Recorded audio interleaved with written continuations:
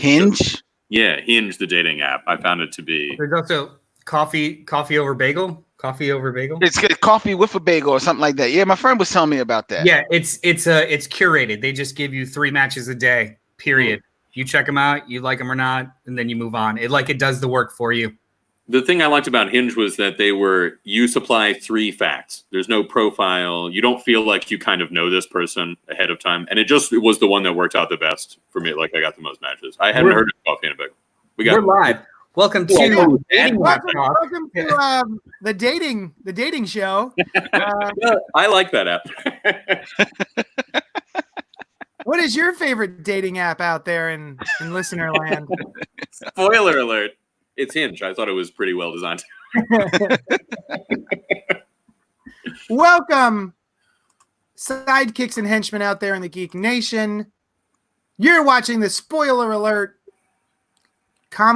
weekly comic book discussion show. Listen, there's no weekly comic books anymore. So I didn't know if we should just make this. We should start calling it a book club. But then people, I don't know. It's still Spoiler Alert. It's still your fellas. I'm Johnny Destructo. With me this week is Len. Yo, what's up? Holla at your boy. This is Len, a.k.a. the Bat Tribble. Noel. Hi, my name is Noel. And Brian. Yeah. I'm Brian. And I think we can still spoil these books for people if they haven't read them yet, even though they're older. Wait, guys, I think I just made a connection. Are you the Brian from BrianLeaveDesigns.com? No, it's BrianLeaveDesign.com. Oh, yeah. I don't know what Brian Leave Designs is. Far inferior to BrianLeaveDesigns.com. I Brian kept getting Leave Design only has the one design. Yeah, I kept getting an error, and I wanted to talk with the Brian Leave about his website. We could chat about my personal website, BrianLeaveDesign.com or BrianLeave.com. Same website. Anyway, what comics are we reading? Well, I'll tell you, Noel and Brian and Len, we've already read them. So if you've come here to read the books, you're already late. I thought it was a reading session. We're going to be talking about Black Hammer, Volume 1, Secret Origins by Jeff Lemire and Dean Ormstrom. And then a little bit later, there actually was a new release this week. Thank you to Noel, I believe, who pointed it out. If you go to panelsyndicate.com, which is I believe it's Brian K. Vaughan's website, he has been creating with other creators comics that you can download digitally for whatever price you decide you want to pay them. It's a pay what you want comic book service. And I believe that's kind of the only place you can get them until they print them in big hardcovers. And then you can get the big oversized hardcovers, usually for around, I don't know, $50 each. But if you want the single issues, panelsyndicate.com. So this week they actually released a new issue called Friday by Ed Brubaker and Marcos Martin, some of my favorite creators. And we will be talking about that a little bit later today. But first, we got letters. We got letters? Oh, we got lots and lots of letters. This will never sound good. You know what I'm going to do? Step 1, bring up the letters. What's step 2? Read the letters. Sweet. 3, discard the letter. Here we go. So I posted last night that we'd be talking about Black Hammer, and then Ian Granville posted on our Facebook, I love every single Black Hammer title, even the JLA crossover, which I thought I would not enjoy. Wowed me by the end. The Dr. Star was my favorite because I really love the Starman series DC and James Robinson put out way back when. A true celebration of the entire medium. So, thank you, Ian. Or Black Hammer is? Black Hammer. Is Black the Man? version of the entire Black Man Hammer. Black Man Hammer. Black Man Hammer. Now I'm going to go to my spoiler alert email thing soon as I find it. I'll tell you, I really enjoyed the fact that the Starman character homage was named Jimmy Robinson. I thought that was a cool reference. Yeah.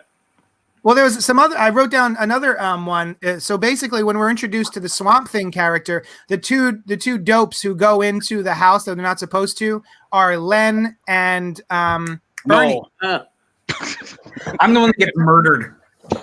named after Len Wein and Bernie Wrightson, who created Swamp Thing. Oh, I didn't know I didn't get either of those, but I don't think I would have gotten Bernie Wrightson. Is it Ween or Wine? I always pronounce it Wine. Really? Ween. It's W-E-I-N. That's how he in the industry preferred it, unless his actual, like, the etymology of his family name is different. I mean, if that's how he pronounced it, then that's how it was pronounced. We have another letter. But yeah. This one's from Pink Apocalypse, longtime friend of the show. Wonderful. Cool. Yeah. Hi, guys. Hi. There's some YouTube videos floating around talking about the dire condition comic shops are suddenly in, which you obviously know. I would be grateful if you kept us apprised each week, even briefly, on how you are doing as this thing rolls through the country. So if you guys can remind me every week, we can do a little update on how things are going as this thing rolls through the country. So my shop is currently closed.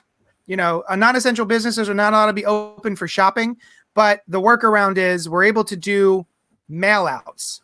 And I believe the occasional curbside pickup. I leave my curbside pickups to just kind of like longtime customer friends that I know, and everyone else gets a mail out. So yeah, all weekly comics have stopped for now. But we can talk about the new, the news in a minute. Yeah. So everything is stopped for now, but everything that was previously available is still available while supplies last. So I'm still able to do special orders. Like for instance, someone contacted me today and they want Blackest Night Volume 1. So I'm going to be getting that for them. So yeah, I'm still ordering books in. But also delivery has slowed a little bit as well. So I used to be able to get things within like 2 days, and now it's the next week that the books come in. So yeah, I know a lot of places aren't able to do the mail outs for whatever reason, but I even have the deliveries coming directly to my house now. So they don't go to my shop, they come to my house, and I'm able to sit here and do my mail outs. That's pretty awesome. Cool. She continues.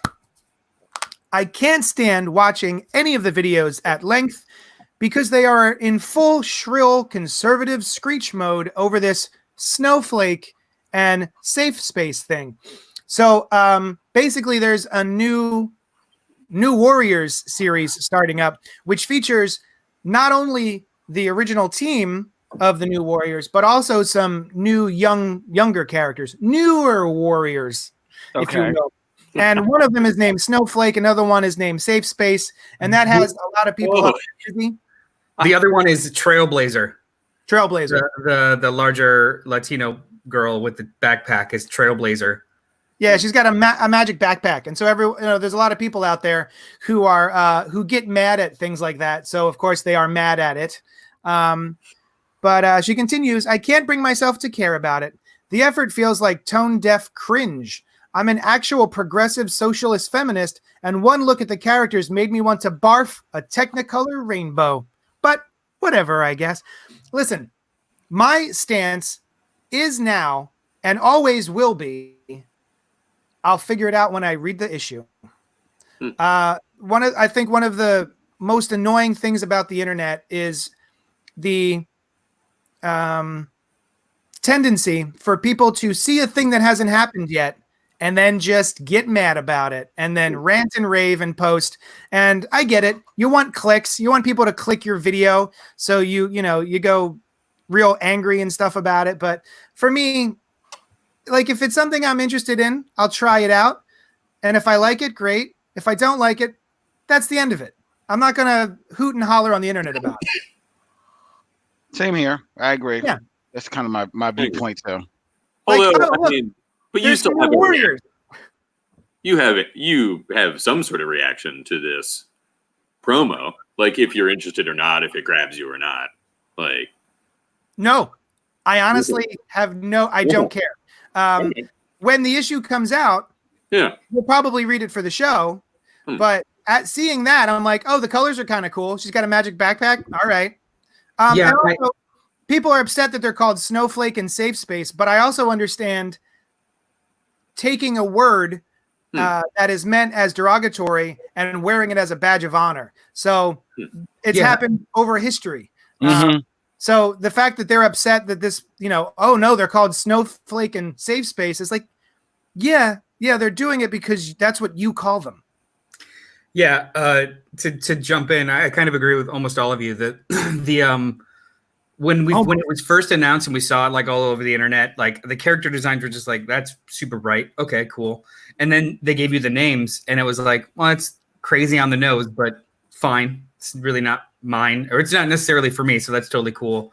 And then I watched everyone freaked out even more at the promotional video that Marvel sent out of the writer and the artist talking about the creation of the characters and what they mean and why they chose these names and stuff like that. And every single, at least according to his spiel, it might not actually execute correctly, but every single thing that he explained, it's all a story purpose. It's all a reason for the character, and it all makes sense in context. So I was like, I'm relatively interested in finding out if he does this well. Like that was pretty much the whole conversation, except for everyone else, it seemed as if it never got past the first stage of Safe Space and Snowflake. Fuck off. Don't make me read your shit. And it's like, well, that was never the intent. No one wants you to read it because you're an asshole. Yeah. That's the thing that always frustrates me is they act like this thing is, oh, they're cramming their stuff down my throat. I'm like, no, they're not. They're putting out a product. And if you buy that product, that's your decision. The reaction is always feels like not only are they introducing something new that may not be for you, but they're introducing something new. And then the introduction of this is actually going to spontaneously set all of your back issues on fire. Yeah. You'll never be able to read anything again except this. I guess that does touch on probably the heart of Like it's so stupid. Is that it's like they're obviously the back issues aren't going to go away. They're worried that the thing that they love is going to change and away from something that they like. You know what I mean? Mm-hmm. But I mean, I can understand that. I don't agree with their racist and bigoted motivations. I can understand that too, though. Yeah. Like that makes that having empathy for that makes perfect sense. The idea of you feel this way because of XYZ. I get it. Sure. But take into consideration that the entirety of comic book storytelling has been cyclical since the beginning of time. Yeah. Every single change that's made is usually reverted back at some point. Also, as a part of this story, explicitly, the classic characters are the mentors throughout the whole thing. Like they are an active part of the story. There's no swap replacement. This is literally just, well, when they argue that like make your own characters. Okay, we did. Right. These characters. Oh, no, but don't do it that way. Yeah. I mean, yeah. Make your own characters that I like already. That are that have liked for 40 years. Right. Exactly. So like that's why I don't even pay attention to any of that. You know what I mean? Because these are ultimately people that are just piping up because, like Brian said, something that they have loved so long is now has the whiff of a change. And in today's climate, it can be true. Just like Noel said, usually change in comic books, the change that you always know is going to cycle back. It's going to reset to zero. But in the world that we live in today, every reset still leaves little crumbs of the reboot. And that's not the way that it used to be. So all of these guys are scared of the crumbs that are going to stay behind. However, in the 21st century, in order for this industry to survive in the climate and in the world that we are today, those crumbs have to remain. There is some change that has to actually hold on and actually become a thing. You can no longer depict Bruce Wayne and Dick Grayson sleeping in the same bed. You can't do that anymore. Right? They did it long ago. You can't get away with it doing it now. Things have to change, and you got to either live with it, love it, or suck it.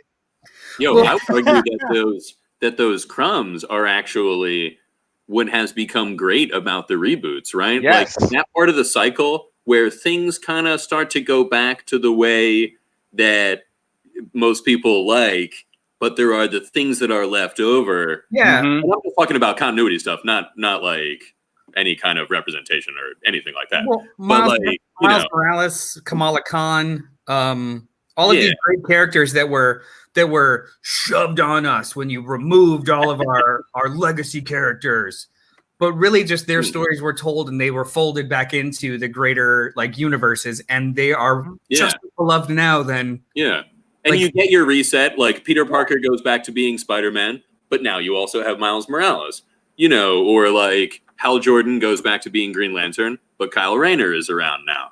Like Kyle Rayner. What? Who's Kyle Rayner? What's that? Yeah, Kyle Rayner ain't really. Well, he hasn't been up so much recently. Not really around right now. He exists though. But it's also kind of funny to me. I've also seen. Well, but I like She-Hulk. They do She-Hulk. That's the right way to do it. It's like, but no, it's another character that's been around for 40 years. And guess what? She-Hulk became She-Hulk because they were like, hey, the Hulk's selling. What if we had Hulk, but it was a woman? Yep. We can call her She-Hulk. Yeah. Yeah. And I'm sure people were hooting and hollering about a She-Hulk back then, too. Like, feminists trying to steal our Hulks. I love to see those arguments. Michael Keaton will suck as Batman. Elvis Presley's dances are obscene. And then it's like, you look back later and you're like, now that there's no heat involved in it, these are stupid arguments. Weren't the Beatles like product of the devil too? Yeah. Yes. Just fucking relax. Safe Space and Snowflake are not going to ruin your reading experience for all time. Yeah. And maybe they'll be the ones that stick around, and one of them joins the Avengers in 10 years, People do not believe it. I mean, because yes, we are in the year of 2020, but when you think about it, there are people still around, still alive today, who in their lifetime, like B just mentioned, Elvis Presley was on television and they purposefully did not film him from the waist down because it was going to erupt. Or even more egregiously for your people, from my perspective, there were movies, there were television shows that were edited so that the black people doing anything that looked up any way positive, like crossing the street at the actual green light and not jaywalking, was edited out of films and television shows when they were showed down the South, because the Southern people didn't want to see black people being good. And this was after slavery. So fuck you. Sorry. I think that's a perfect rapper, because that's really what it comes down to. Like, it's gonna happen. Fuck you. It's fine. Yeah. And to go back to Pink's email, I don't care about Snowflake and Safe Space.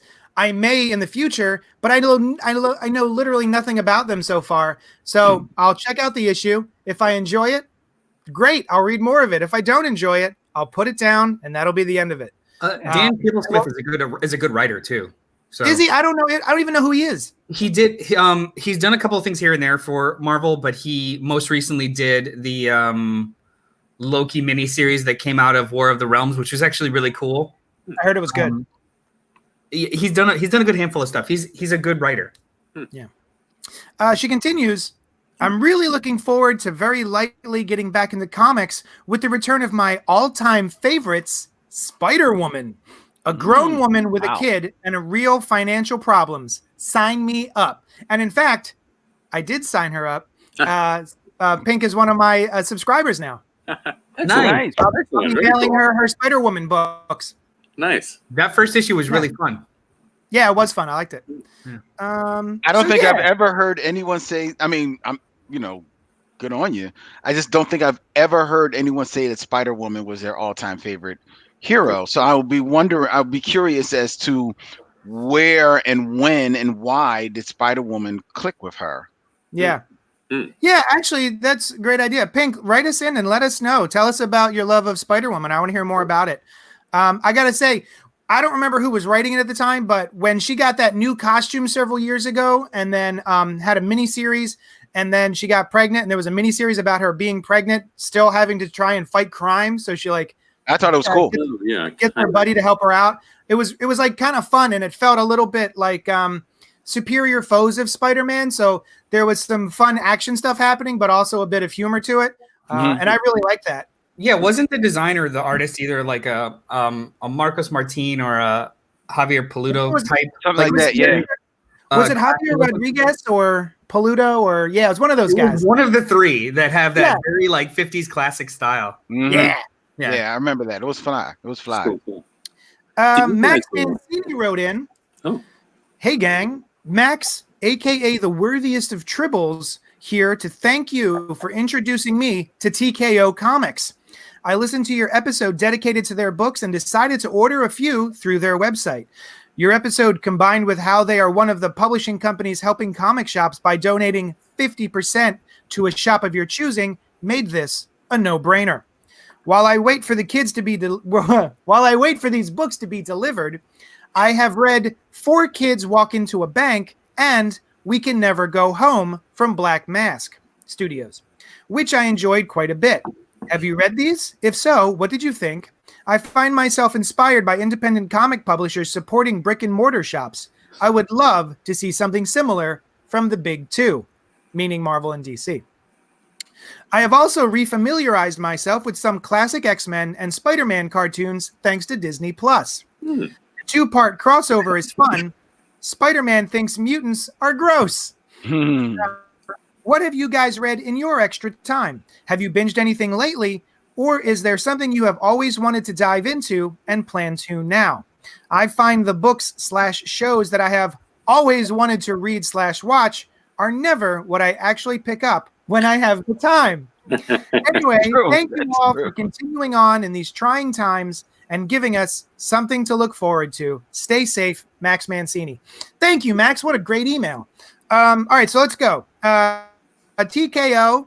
Yep, that was a fun episode, and I think we all love most of the books coming out of TKO. So if you haven't checked them out, do it. Please do. But also, as well as TKO, Black Mask is doing the same thing where if you go to blackmask.com, I don't think it's blackmask.com, maybe it's blackmaskstudios.com, and you order through their website and let them know your local comic book store's name, they will send, for instance, my shop, 50% of the money you spent as if I had ordered the book from them and sold it to you. So I'm still getting my cut, which is just one of the coolest things as a retailer. Now, and it is blackmaskstudios.com. Thank you so much. Wait, no, I have not read 4 Kids Walk Into a Bank yet. No spoilers. Spoiler alert. We Can Never Go Home was one of my favorite things that year, as well as 4 Kids Walk Into a Bank. I highly recommend both of those. So I haven't dipped into too many Black Mask Studios books, but those two I did read, and they're awesome. I love both of them. I have them in the read pile. Yeah, they're both from Matt Rosenberg. Dennis Hopeless, Hallam. Rosenberg. Oh, shoot. Matt Rosenberg. Sorry. Yeah. My bad. I have them in my read pile, which like is a segue into something else. But I just don't like talk about other than you liked it, please. And I also shout out for the they also produce the comic book series Black, which is all about a world where only the black people have superheroes, and then they have spin-offs who's Black AF. They got a couple of spin-offs there, so you can check them out most definitely.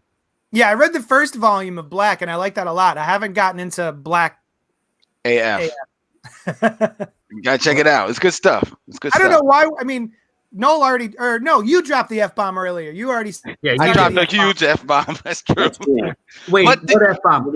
Doesn't AF say all fun? It means all fun, like black, all fun. Yeah, black, all fun. Yeah, all fun. But technically, all the fun name. all the time. But technically, the title of the book is Black AF, so it's not. And it is abbreviated, Right. Yeah. So. Let's see. Oh, we're getting bad echo. I didn't change anything. Me neither. Me neither. I can go to headphones if you want. There is echo. Oh, now stop. Is this better? Yeah, I don't have that. All right, cool. Nope, I'm still getting it. Yeah. Noel, Brian, headphones. Hang on a second. So to continue though, I like the little tidbit that he dropped. Max did about having a go-to pile, and then when it's time to go to your go-to pile, you don't pick up the go-to you go pile. to everything else from your go-to pile. Completely different. Yeah. It is 100% the truth, man. It is that and stuff that you want to watch, because there's things that I look at and I want to watch, and I'll be just straight up honest. There's stuff I'm like, oh, I want to watch that, but then there's things that I want to watch with somebody, and like, unlike you, JD and Noel, and me and B, we don't have anybody, so it's like, so I find myself looking at something else. Oh, I see. I have an opposite problem, where there are things that I don't want to watch with somebody, and I can't watch them because we're together all the time. Sam doesn't love porn. Yeah, Sam doesn't love horror movies. She's not a giant fan of them, and there's a handful of horror movies that I really want to watch. But during the day, we're both working, so I can't like sneak away. And then at night, we just have our shared time together. So I'm not going to be like, hey, I'm going to put on this cheesy Nicolas Cage horror movie. You want to sit with me? Like, no, that's not how it's going to fly. Right. Yeah. I prefer to watch stuff by myself, right? With no distractions, they get further into the story, the fictional realm. I guess if somebody else is around, as long as they don't talk or make them in any way. Sit over there. I don't know if you guys know this. Brian will call me, and just so I can sit silently on the other end and keep scared. Yeah, I feel like it's a shared experience, but also very separate. And I really appreciate you staying on the phone intently while we do that. Yeah. I tried. Breathe louder? Can you breathe louder? I tried. I would put it on mute so that I wouldn't have to like bother him. But he needs to hear me breathing. And like after weeks of this, you have been having chest pains because it's a lot of like just to get over the phone with it. Yeah, but it really helps me watch The Flash. So very scary show. There's a big angry gorilla in that show, and it makes me real nervous. Can I answer that? Like answer the question though, like because we just finished Star Trek Discovery last night, the first season. Okay. Okay. So we we mainlined 4 episodes last night because we were only on like 12. Yeah. And where they're in their alternate universe, and then the turn happens, and I'm like, oh God. Yeah. I did not. They resolve it. I'm like, this is a season finale, but you got 2 episodes left. Right. Yeah. Right. So they resolve something bigger. I'm like, where the fuck is this show going other than forward? Because they just keep resolving stuff. I'm like, this is great. So we're going to start the second season. Like as soon as the first season ended, it was like 11 or 12. So we were like, let's not start. Right. But we watched a bunch of trailers for the second season. I was just like, Christopher Pike.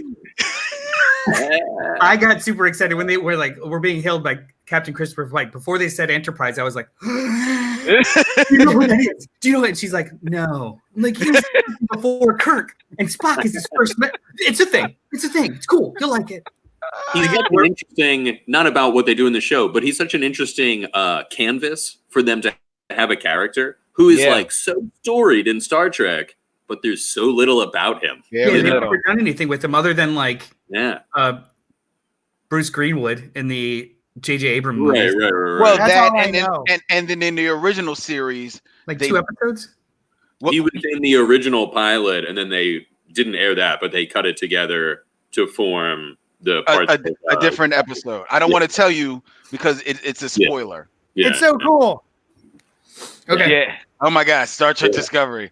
They really from that in the previously on which I thought was cool. But when it comes to stuff that I've read, like that's such a great observation. Like the stuff that you have like ready to read, it's not what you end up reading. Mhm. But, like the stuff that I reread or like read really fast this week was I picked up the loose issues of Batman Superman from JD. Okay. I was a hater of that series and really didn't like it, but I was like, I'm gonna give it a shot because I was mean. Which one are we talking about? The new one with the Batman Who Laughs. Okay, right. It's not bad. The art's fantastic. Yeah. It's just that David Marquez. the main thing that sucks is that in issue 5, it's just like stops to be continued in 4 other series. I'm like, like, why did you even have to have this arc if you're not going to resolve it? But we're going to talk about later. Black Hammer. I read the first volume, like we all agreed to do, and I was off. Like I liked it, but I didn't like it that much. But there's so much hype about it. I was like, you know what? Maybe this is something like Invincible, where it builds. that real turn of an issue is later in. So I read the whole second volume. I wasn't expecting to. I just literally read all the way through issue 13 and the annual, and it was a different experience. So like I wasn't expecting to go down that road this week. I was just gonna like read it, put it away, and then read something else that I wanted to. But I got stuck in Black Hammer. I got stuck at the farm, guys. Nice. Black Hammer, good. I actually did get to some stuff because generally that is a truism where I have a list of things that I need to get to, and when it's time to get to those things, I'm like, nah, but what about this other thing? So I actually have been getting to some of the things that have been on my list and have been kind of weighing on me. So also, side note, an interesting thing about owning a comic book store for over 4 years is that everybody who's been with me this entire 4 years, I have already gotten them to read my favorite things. I have already been, touting the Preacher, and everyone's like, yeah, we know Rachel Rising. We know what else you got. So now it's my turn to go and dive into all of these books I haven't been able to get to so that I can have new favorite things to tell people. So I actually read the first volume of Birthright from Image Comics, which is a bunch of fun. I finished the thing I borrowed from Noel 7 months ago. I know it was 7 months ago because I have Goodreads and I started reading it 7 months ago, and I just finished it 2 days ago. And that's the Absolute Wonder Woman Volume 1. It's good. By Brian Azzarello and Cliff Chang. So it's back on my shelf. Yeah, so I gave it back to Noel, and then he gave me Volume 2, which is the rest of the series. Awesome. What else have I been reading? Good. It's a tiny, Black Hammer. Like, how many issues? Like 20? No, it's like 32 or 33. Yeah. Laura Dean. I also did Laura Dean Keeps Breaking Up With Me, which is sort of a teen romance graphic novel by Mariko Tamaki and Rosemary Valero O'Connell. We did this for my store's book club this week, so I finally got around to reading that. So yeah, what have you been reading, Brian? I didn't. Last week I was like, I brought it over. I'm like, I'm going to read this. I didn't read it. I did not read that thing, the Peter Milligan. Already forgot what it was. Yeah, it looks cool. It's got like a kind of a 2000 AD sort of feel to it, but I wouldn't know because I haven't read it. I'm going to give you a book report based off of who wrote it, what the cover looks like, and how much I enjoyed reading it. How about Len? What was the last requirement? No. Oh, how many pages it is? Oh, very good, very good. Well, that would require flipping through it, which he didn't do. I just look at the last number. This many pages. Oh, okay. Yeah. That's true. Oh, I looked at a couple of the pages before I bought it. and again now. No, you know what? I was intent on it. I was like, all right, last night I'm going to read it, and then we decided to read Friday, so I did that instead. Okay. And also like watched TV and ate and did other things so as well. It's not like Friday took the occasional bowel movement. Yeah. I made a bowel. You're a busy guy. Yeah. I got stuff going up, I'm coming out. Going on, coming in, going out. Coming out every which way. Peter Milligan's involved with all of it. Always in my thoughts. Len, what have you been reading? What I read the most recent volume of Umbrella Academy, so that was continues to be good stuff. I read what's the book? The Killing the Children. I was drawing a blank on the name. Something is killing the children. Something is killing the children. Yeah, I read that. That was good. That did not disappoint. My TKO books that I ordered. I've been looking at them. I artfully placed them on my couch to take a picture of them, and they're still sitting there in that artful decoration. It's still, because I keep looking at them like they look so good. And which ones did you pick up? I bought 3 by way of amalgam. So I bought the Banks Pound for Pound and Goodnight Paradise.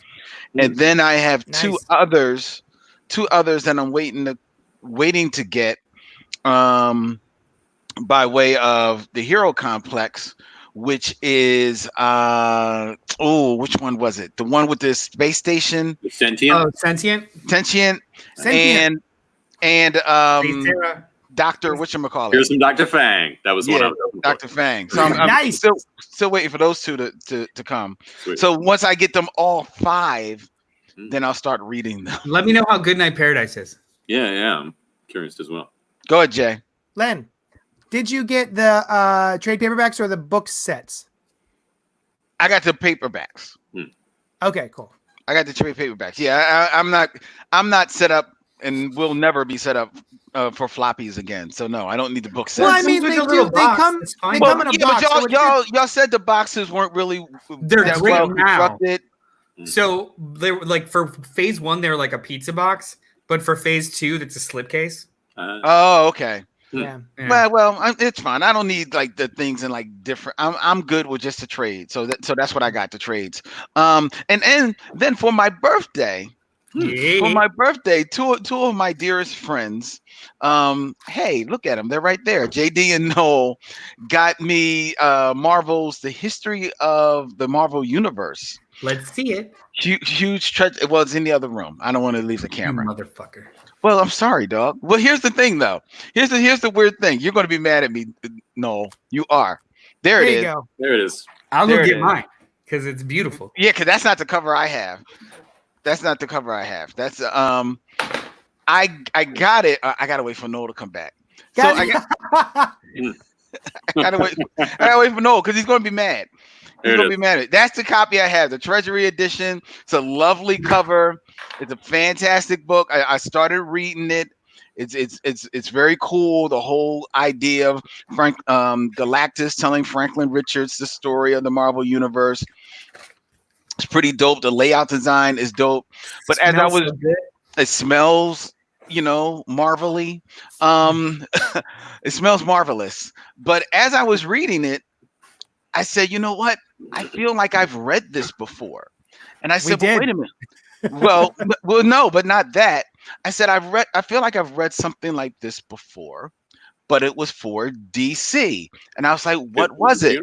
And it was The History of the DC Universe by Marv Wolfman and George Perez from 1988, which I used to have. It was 2 64-page comic books. Were basically the same thing. It was George Perez's opportunity to draw the history of the DC Universe. It was so awesome. Framing device, right?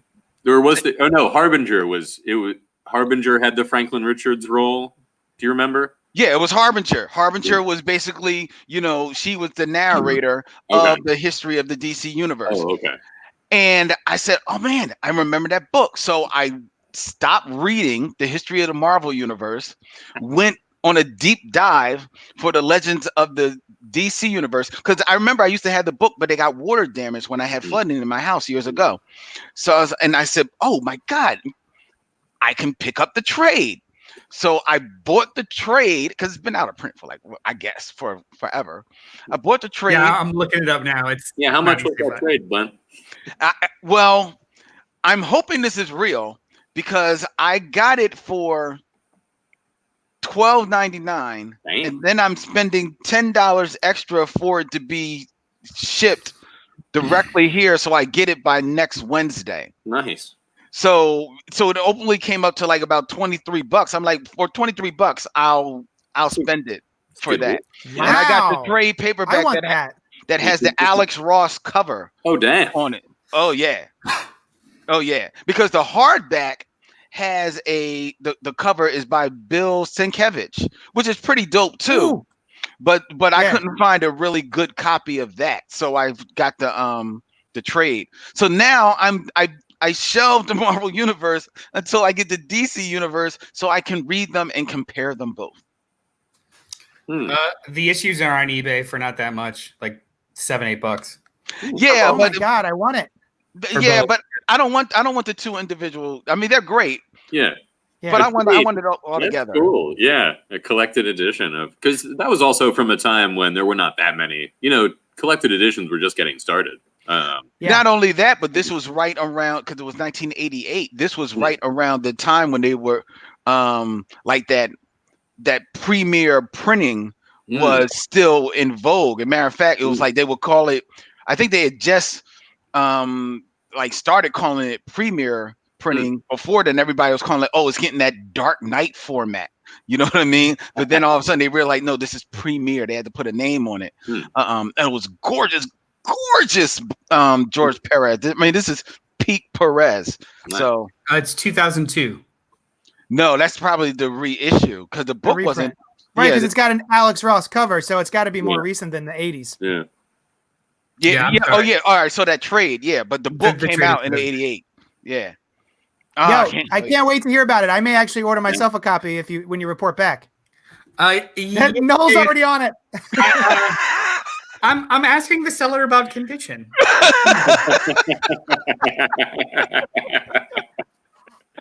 All right, you guys, let's get it together. Let's talk about Black Hammer, Volume 1 by Jeff Lemire and was it Dean Ormstrom? Ormston. Ormston, yeah. Ormston. Ormston. Thank you so much. With colors by Dave Stewart. So this is a much beloved series that started, I want to say, within the last decade. And I'm an on again, off again fan of Jeff Lemire.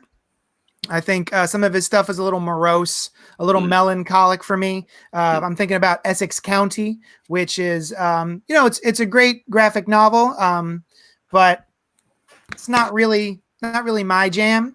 But I did love his Animal Man from the New 52 DC series, Animal Man. I thought that was great, and it was a wonderful, tie-in with the Swamp Thing book of the time, which I really enjoyed, by Scott Snyder. I always do that. And so basically, this is a series that he has had on the back burner of his brain for quite a while, before he even, I believe, while he was doing Essex County. So at no point was he thinking he would ever become a comic creator for Marvel or DC. But he decided if he was going to write a sort of a DC book, this might be what it would look like. And then now he has written for both Marvel and DC, I think. Has he written for Marvel? Oh, yeah. Okay, great. He was writing X-Men for a while, too, I think. Oh, that's right. So what we have here is basically a pastiche of the Justice League. A pastiche of the entire DC universe. Yeah, that's more for the point. With a little Captain America also. Yeah, it's just like all tropes. I don't even know if it's one over the other. Yeah, superhero archetypes. Thank you. Yeah, which we'll get into later. I found that to be a bit of a hiccup for me. But so, I guess an elevator pitch is what happens at the end of Crisis on Infinite Earths if all of the heroes disappeared and they wake up on a farm that they can't leave, and they've been there for 10 years. So that's sort of the elevator pitch of what this series is about. Let's just kick it off. Len, what did you think, bud? Yeah, well, I've read the entire series. I love it. I love it 100%. I'm a sucker for books that are kind of like built on like the archetypes of, different heroes, or if they're pastiches of somebody else, and then they try and kind of like twist it a little bit. So I love that type of stuff. This is it's a superhero story baked in this kind of like Twilight Zone setting, but it has still very deep and resonating family dynamics with one another, because of the different ages and the different kind of like, quote unquote genres of, fiction that all of these characters are kind of like were born from. It's the art is very, it's not horror, but it's almost kind of got like this pulpy gothic type of vibe, which actually kind of sunk me in, and I didn't think that I would really resonate with, but it worked for me. The characters were cool. I love I'm a sucker. I'm not good with the names, but the little girl, Gail. Gail, who is actually stuck in a child's body, but she actually is so much older. It's kind of like the whole reverse Shazam or Captain Marvel vibe. I was just really taken in by this book, and I also loved that the title. I read the whole first book, never really even dawning on me that the title is that, the name of a hero who you're not really introduced to until much later, and he is the most powerful of all of them, and he was a black man. So I'm like, yo, this joint is dope. You got me. And I was there. I love Black Hammer. It's dope. This is nice. Shit. Brian. I'll tell you, I liked it. I didn't get as into it. I feel like I am maybe just like a little tired of the, hey, superheroes are fun and happy, but what if they weren't fun and happy? Like, what if shit went real wrong for them? You know what I mean? And it's a well-told story, and I like it. But I found myself kind of like, all right, yeah, it's another pastiche of the Justice League, but things go wrong. Like there was Irredeemable, Watchmen, all of those, all of those. And so it intrigued me. I liked the characters. A lot of it I felt was almost great. Like the art is almost great. It's good, but some of it was a little... the faces were a little, I don't know, not as defined. And I felt like there were some logical issues. Like, why do they need to keep a low profile? It's been 10 years. The townspeople can come and go. Why haven't they taken at least some townspeople into their confidence and been like, hey, can you tell me what's outside of the town? Yeah. So how does Gail keep going to school? Right? Thank you. She's 9 years old. She keeps going to fourth grade. They have the magical lady, like Magic, that woman. But if she can do that, why does she have to go to school at all? Like, she obviously doesn't want to go. She's 55 years old. Like, I don't know. Why have they not sorted these things out? Like, what's the explanation? Captain Weird or Colonel Weird was cool. The robot was cool. Barbalian is very cool. Although it was a little jarring to see that this completely different barbarian alien race also has a problem with male homosexuality, which sucks. Anyway, I would be willing. There was enough about it that I'd be willing to give it the next trade, the conclusion of this first arc. I wasn't really grabbed. Abraham Slam, not that. I like a more powerful character. Well, Black Hammer's, around, and his daughter's around, so maybe that'll happen. Anyway, yeah, that's how I felt. I'd check more out, but I was a little surprised that people loved it that much. You're dead inside. Because I don't like the cynical take as much on these characters. See, but here's the thing. I didn't take this as cynical. Like, to me, when I do hear you when some comic books are like, kind of like, like, oh, what if we're all like sad and all that type of stuff, and Zack like, Snyder. Zack Snyder. okay, but to me, this is different because the reason why, because this is still, it's answering a question, like what happens when you are on the other side of the reboot. You know what I mean? So I Mhm. I was Is it intrigued from that? that viewpoint. Like Alan Moore Supreme style? But Alan Moore Supreme, then Alan Moore Supreme wasn't like morose or anything. Alan Moore Supreme was just like, was Superman like jacked up on Golden No, Age Superman jacked up on steroids. That's what that was. no, I meant the other side of the reboot because that's interesting. Okay, Yeah, okay. I was just getting ready to say that. I Yeah. actually, to break in here, what Len has just said, I want that to be the story where basically the crisis on Infinite Earths happens, the younger heroes disappear, or I'm sorry, the older heroes disappear, and they have to go to this farm, right?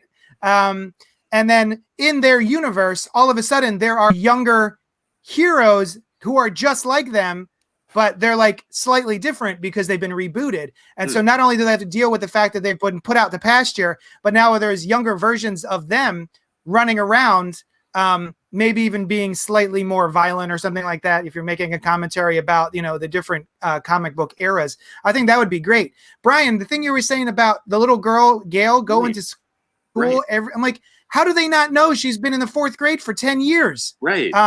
So yeah, if they can just magic that away, just why are you sending her to school? Just make people not realize there's a little girl on the farm. I don't know. Her existence, I like her as a character, but I really felt like I could not make sense of why they have to live like this.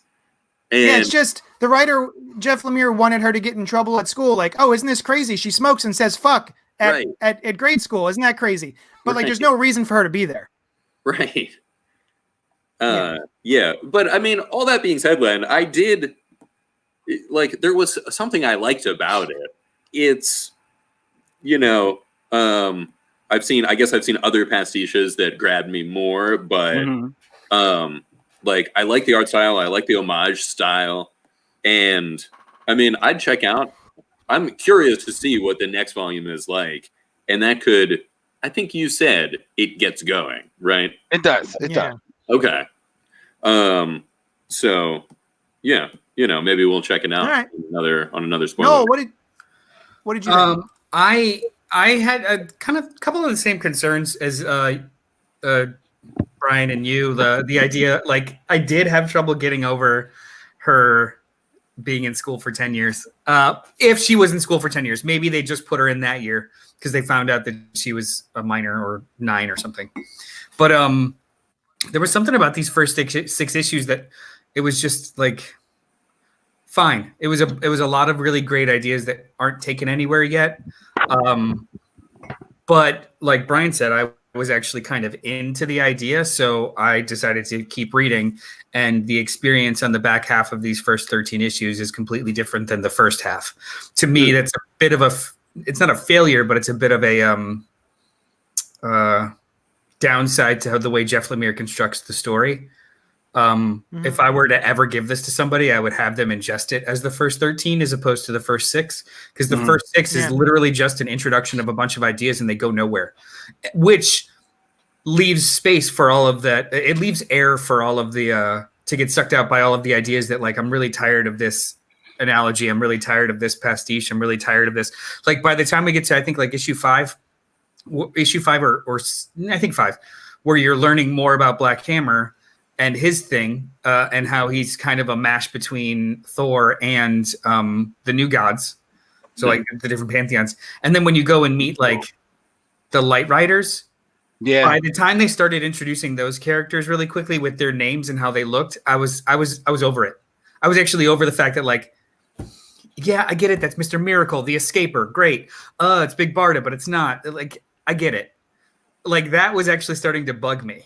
But then when they got back on the farm and you like the conflicts of these characters, I started getting into a little bit more. Like, I really, really like Barbalian's coming to terms with his sexuality and the priest.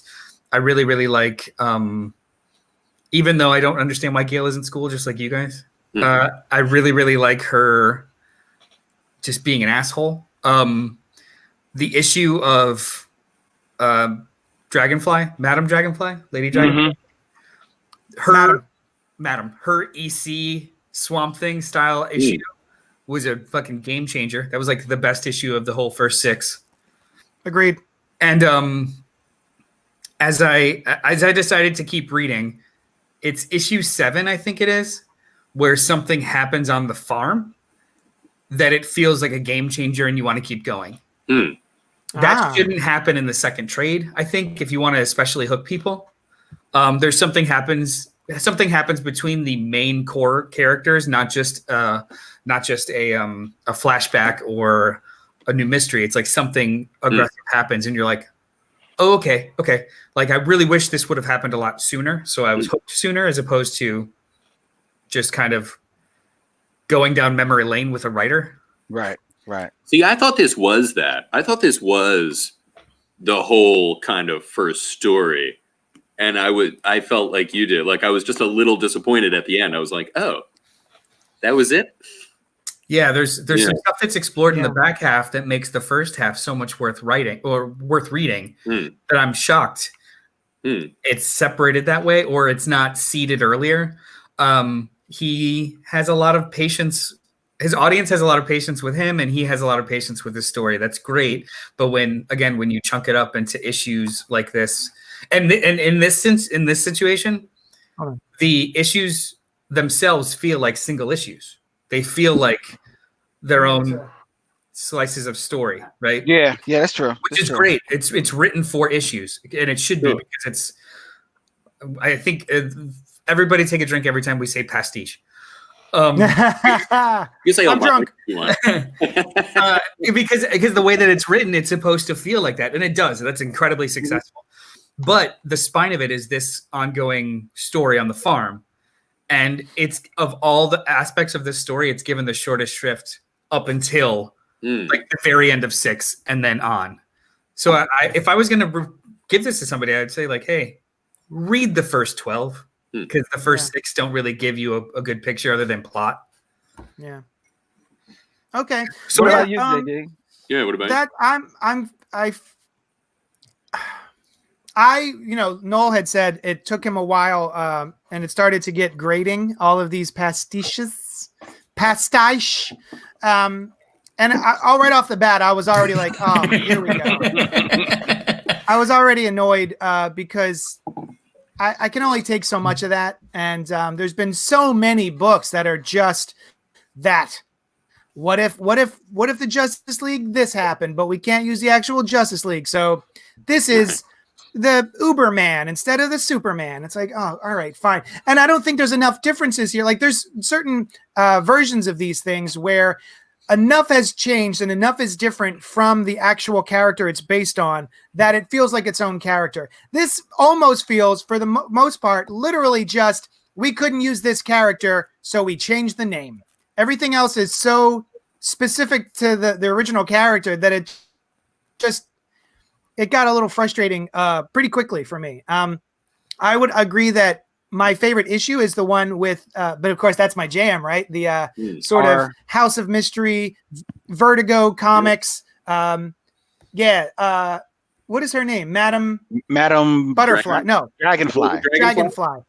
Yeah. So that's my favorite issue. We find out the origin of her. Plus, look at this not Mike Mignola page. Yeah. Mm-hmm. It's a nice page. And that leads me to the artwork. The fact that we are doing all of these, different eras within comic books and genres within comic books, but then none of the art changes to reflect that. I thought was a misstep. I really like it if we're telling a story on the farm, we have the artist for the farm sequence. But then if we've got a Silver Age superhero story, maybe get someone else to draw that who is more along those lines stylistically. Because there is some stuff in here, while there are some great pages by Dean Ormston. Right. There's also a bunch of like faces that take me out of the book. I took a picture and sent it to you guys in the group chat. For instance, that face right there. To be fair, they do that in later issues. The flashbacks are handled. Do they? Oh, yeah, a couple times. Yeah. But then there are things that keep me coming back. Would you see this big dude? It's cool. His name is Cthulhu. His name is Cthulhu, and I'm like, all right, this is charming. This is fun. So there is a lot of stuff in here that I really do like, enough to keep me going. I'm definitely going to read the next issues, but there were a lot of hiccups here for me, and then it just sort of like I would have all these stop and starts of like, oh, this is great. That I don't like that. Oh, this is great. I don't really like that. But I am curious as to why there are so many mini series to go along with this. This to me does not feel like a universe that is so big and large and necessary that we need the Dr. Starr miniseries and the Sherlock Frankenstein miniseries, et cetera, et cetera. Now I guess there's a new one. The current one is called Skull Digger and something stuff. I forget what the name of it, but I mean, Digger and something stuff. I mean, read this. I hate this, and I'm sorry because I hate the argument of it gets really good in the second season. Read the second trade. And all of those answers will be questioned, or all of those questions will be answered. The fact that why is this universe so big? The fact that why are they doing this? The fact that I wish the art was like this. Almost all of those things are touched upon and or broadened in the second story arc. Right. That's true. I like to hear that. That's true. Sometimes that's how it happens, you know? I mean, sometimes you lay the groundwork and then there's a lot of shows out there that the second season, third season is what's awesome, you know? I don't appreciate that argument just as a consumer. Like, hey, I hear you. Invest all this time to maybe have a better opinion of this. I think that's that's a waste. Something's got to grab you from the get-go or whatever. It doesn't even have to be a shock. Paperback isn't so bad, though. No, it's not. Yeah. And also, too, it's I think that's how this specific thing was constructed. It really should be just. Well, it's 12 issues. That's a normal. That's not asking a lot. That's a normal story length. I'm telling you, like, the turn really is in like the 7th issue. Really, that is potentially a pacing problem where they could have just kind of inserted that to the end of the first trade to kind of hook you and keep you going. It's a little weird. He was a weird ending too, where it's like the daughter shows up, and I'm like, cool. Oh, that's it. You know, I see your point about that, but in a little bit of defense of Jeff Lemire, one, you know, he is trying to introduce a lot he's trying to bring you into this whole universe, right? Mm-hmm. And while this is a comic book that I think if you are a comic book reader, or especially a superhero comic book reader, you can probably pick it up and kind of like put 2 and 2 together and figure out what's happening. If you're not a comic book reader, or if you are, and this is especially true of the comic book readers of maybe the last 10, 15 years, you may not necessarily be a hardcore superhero comic book reader. So you may not be well versed in the whole concept of these heroes from different genres and multiple alternate universes and all this type of stuff and big bangs that change the reboots and everything. So he's got to introduce you into that whole concept of the superhero comic book as a construct in itself, and you know all of the idiosyncrasies that go into that universe, as it were, that all of these different companies have pretty much insane. So that's a lot to pack into 6 issues. I think that I feel you were Noel saying that maybe it doesn't feel like a whole meal story wise, but I think there's enough stuff in there that if you read it and you dig it, you're like, okay, I think this is interesting enough. Let's go to the next trade. And then boom, he hits you right off the box. I got you. Now let's go with issue number 7. You know, I agree with your viewpoint, Noel, and if someone said that, like you're saying that, I can't disagree, but I'm just arguing the other side of it. Yeah, there was more than enough to kind of like, honestly, if I had ill will or bad thoughts, or if I had bad thoughts when I was thinking of this book, like if I didn't enjoy it, I wouldn't have picked up the second trade. I wouldn't have just like kept digitally reading. I liked it, and there was enough as a comic book, as a superhero reader, as well as just all comic books. So you understand where it's coming from. There was enough goodwill to keep going, but because they jumped out of the box with that like 7th issue kind of turn, I was like, fuck, why didn't you do this an issue ago? Like, I would have taken one less flashback for upping the stakes that rapidly in the first trade.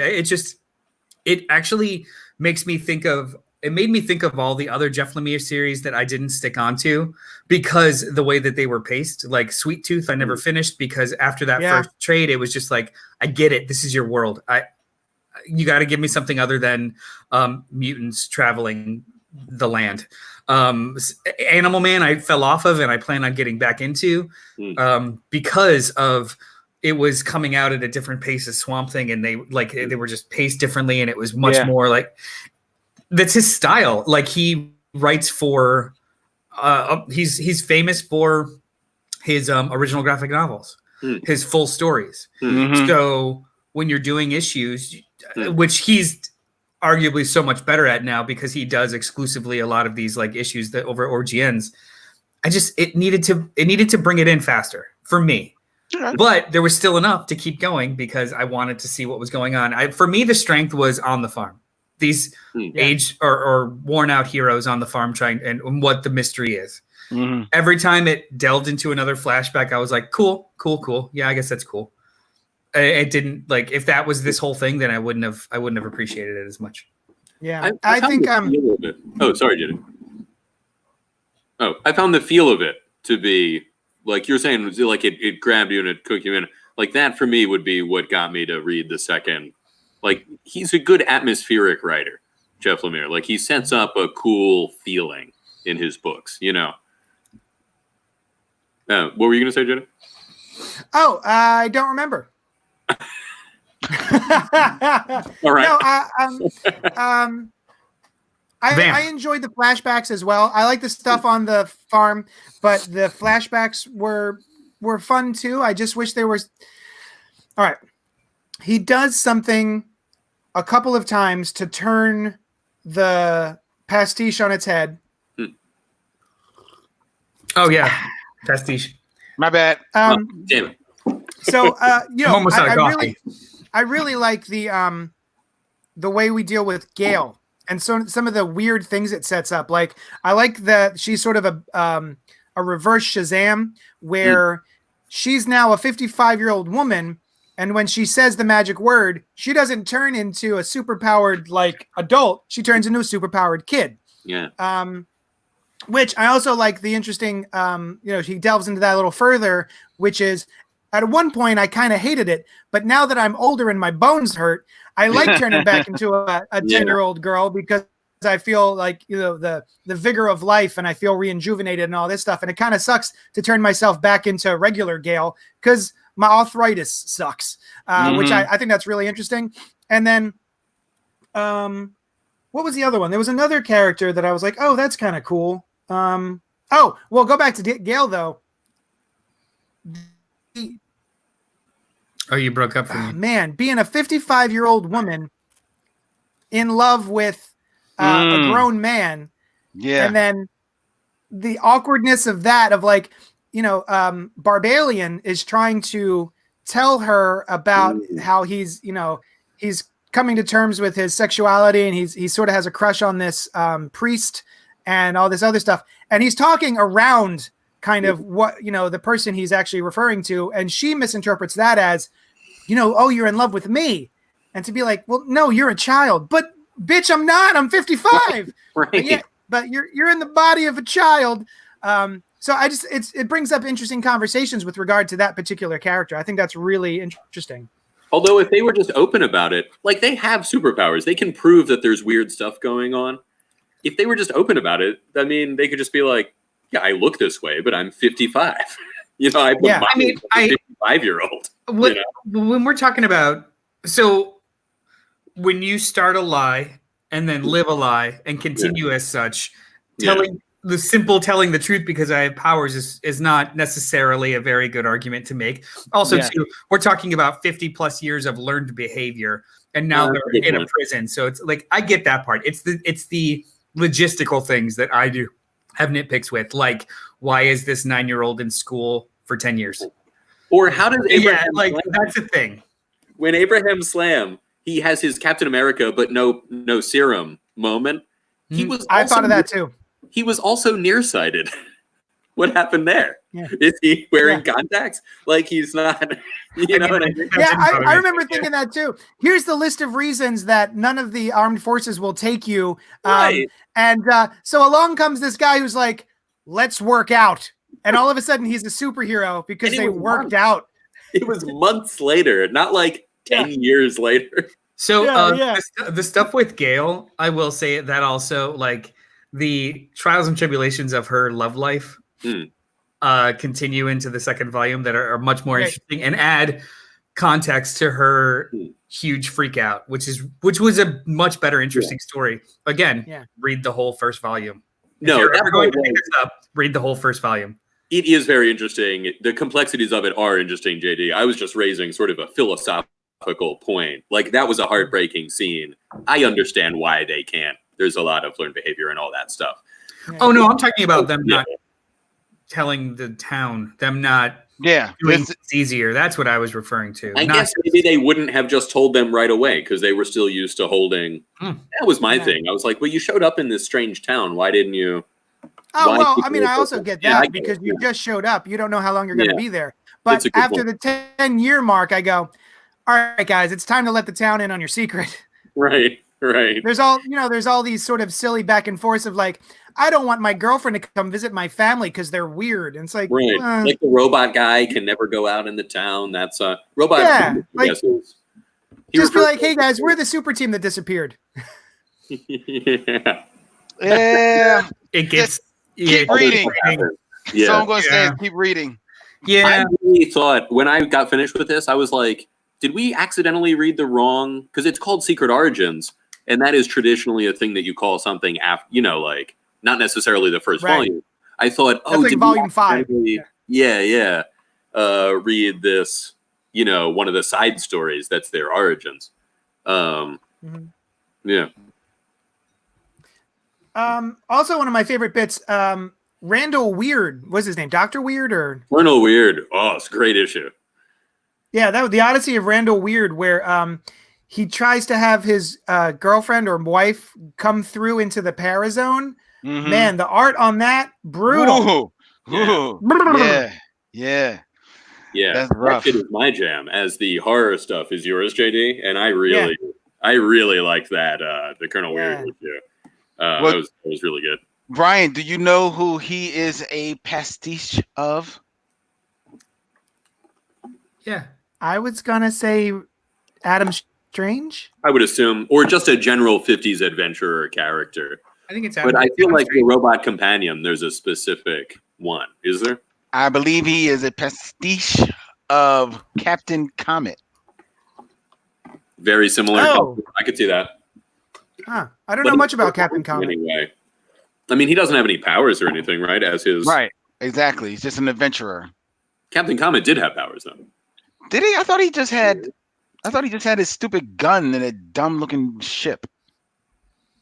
Wait, that was aren't we talking about the guy who's got the real long hair and he lives in a cave and he's got a big like bat that he hits people with?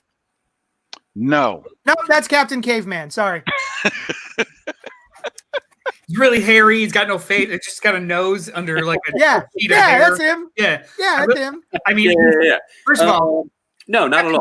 Captain Caveman is ripe for a Mark Russell miniseries. Agreed. So Hanna-Barbera, let's get on this. DC's got the rights. Just do it. No, Captain Comet had been exposed to like a meteor or something, and he was evolved to like what humans would become. Okay, but I didn't think he had powers. I thought that was explained why he was like no, he was like telepathic and okay. In the later reboot, he could teleport, but that took place with some other power that I don't remember. He had some powers, but I thought the romantic longing of the robot for Colonel Weird was an interesting. Yeah, I thought that was interesting too. Yeah, Yes. Also, I didn't realize that she was a she until like the last issue. Fourth issue. Mm-hmm. I just saw a robot. Yeah. You know, and it's cool design on her too. Yeah. That's a really, really cool design. I liked it.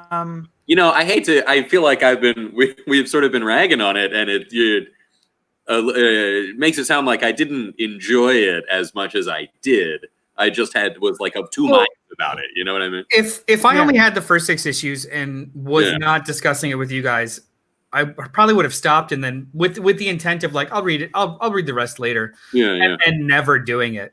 But it's the combination of so many people that I love and admire are super fans, and the hype on this book is disgusting. And there's 45 billion fucking crossovers or side stories. Well, 45 million. Let's not be crazy. There's 45 million issues. It's really only 6 miniseries. Yeah. And I only stuck with the main book. I actually was thinking of flirting with getting like Sherlock Frankenstein. There's another one called The Atomic Age, which I think was kind of like their knockoff of the Legion, I think. Yeah, I was thinking about getting but when I looked at both of them, I might ultimately get Sherlock Frankenstein. But when I looked at all of them, the art just wasn't, for some reason, just didn't draw me in. And I said, you know what? I don't think I need it. I think the only one I'll probably get, and this is just a DC guy in me, I'll ultimately get JLA Black Hammer. But after that, I finished the entire series. I got all 6 trades, and I loved the way it ended. So it was pretty cool. Yep. That's what I was getting ready to say. Was the only one I'm really interested in so far is the Justice League Black Hammer. Doesn't that take place like in the between? So I looked on Wikipedia. I think it's in between a couple. The phases. So like there's phases of Black Hammer. So like the first 12 or 13 issues is like phase 1. And then phase 2 is like that Age of Doom series, which is the rest of this story. Right. And that's where it takes place. Yeah, in the middle. Like in between the two. Okay, neat. That's cool. Yeah. Well, good. Then after I read the first 12 of this, I can read the JLA and then come back for Age of Doom parts 1 and 2. I think so. Well, I read all 6, and now I'm going to read JLA Black Hammer. So I don't think that's how they were published. So yeah, so I don't think it's going to mess anything up. I also really like Barbalian and sort of the things that it brings up, because my naive thought was, he's a shapeshifter. Why is there homophobia? But then, thinking about it for even a fraction of a second longer, I went, oh well, I mean, gender is a construct, and it doesn't really mean anything. And just because he can turn into a woman doesn't mean he wants to turn into a woman. He just wants to be a guy with another guy. That's what his sexuality is. I'm a dude with a penis. I want to be with another dude with a penis. So like, originally I was like, well, why don't you just change shape? Because I'm an idiot. So, his identity is not his sexuality, right? Yeah. Right. Exactly. So I was like, but my go-to was the dumb thing. And then I thought like just a little bit harder, and I went, you're an idiot. I took a half a step more, and I was like, exactly. Of course. Yeah. And then, there's also, sorry. There's also, the element that my belief is that no matter what happens in the world and whatever sort of things we align ourselves with, there will always be the need within people to find the other. So even if we are all shapeshifters, there's always going to be the one thing where we decide, well, that's the bad version. That's the bad thing. I hope not. I think it's just intrinsic in society to other something, to make an other of whatever it happens to be. So hopefully I just thought it was an interesting look at that character. Like, hopefully that's not true in a negative way. Like, maybe othering is one way in which we understand reality, but also appreciate. I hope the bad thing is not intrinsic to sentient life, Yeah. Where I thought you were going was like a shape-shifting species. Mm-hmm. How could they be so foolish as to care? That's what I meant. Yeah. Oh, yeah.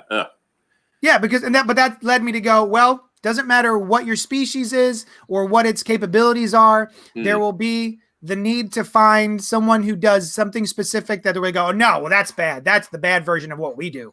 Well, I hope not. I mean, this is also being written here and now in a time where we are in our own beliefs as they are right now, you know. Hopefully we are becoming, I mean, there was a time when we didn't think the people in the next town over were even people. They thought literally that they were monsters. And now we recognize largely the humanity of all the people in the world. That's a big step. Do we though? I said largely. Some of us. You know, but I mean, it's progress. I mean, you can make an argument that we're all still stuck in our fucking houses because people don't understand the humanity of other people. Exactly. Point. So there's always going to be shit, no matter what. Like I think I kind of agree with JD. Like, yeah, but that's the Silver Age that Brian loves, right? No, it's the future. It's as we solve all of our problems. The future as via the Silver Age and how it's articulated there. It's only a dream at this point. You know what I mean? The Silver Age is just won't break you. Look at it. Yeah. I am scared of the day Brian tells y'all all to just F off. I am scared of when that day happens because it's going to be like your father's father just ramming down hell and brimstone on your ass. Why are we fighting? I didn't think we were fighting. No. But y'all definitely needling. Y'all definitely... No, not at all. I love that. So my version of Brian that lives in my headspace is someone who appreciates the Silver Age and the hope that the Silver Age comic books represents. Indeed. And he wants that moving forward into the future. Whereas I am more of a 80s superhero guy where I'm like, I like my heroes with a little bit of blood, with a little bit of like, you know, when they wake up in the morning, they got to take some pills because they're covered in scars. You know what I mean? I like a little bit more reality to my comic books, whereas I think Brian really appreciates the Silver Age. I wasn't needling at all. I love it. Oh yeah, no, I didn't take it as a needle. Just opposing viewpoints of what can be or will be. You know, I see it not just as a hope, but just as our progression. We're humans. We solve problems. These are problems. Hopefully, one day we will solve them. I agree with both of you, scale. But I think that we're currently in a series in a time of retrograde where shit's not progressing. Which I when the grand scheme of human civilization, it'll be a blip, but right now everyone's an asshole. You know what? I was just popular fiction is mimicking and or pushing against that. That's all. Yeah, it could be. It could be. I was just thinking about it. Do you ever have one of those puzzles that's a bunch of little squares, and when you put it together right, it makes a picture. But when all the squares are out, you know, it's all jumbled. That's the puzzle. You guys know what I'm talking about? Oh, one of those little slidey block puzzles. Yeah, right. When I was a kid. Right. I mean, a puzzle?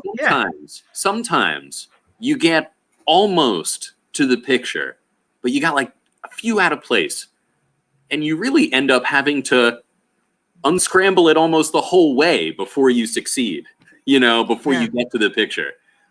So maybe that's kind of like how it is. That's where we're at as a society? Maybe, you know, I mean, to mix a metaphor, it's maybe not in a linear up curve, but a jagged up line. You know what I mean? Right. And so maybe sometimes I was looking back and it's like, well, things seemed like we had a lot more figured out, but maybe we just have to unscramble and then get to, you know, because a few things were out of place. People were still not served, you know? Yeah. Obviously. Nice. I love that. Thank you. That's great.